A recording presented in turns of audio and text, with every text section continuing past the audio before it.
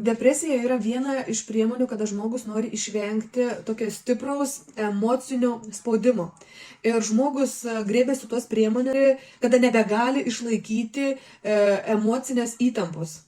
Į depresiją labiau yra linkę tie žmonės, kurių santykiai su vienu iš tėvų, dažniausiai priešingos lyties, yra labai problematiški.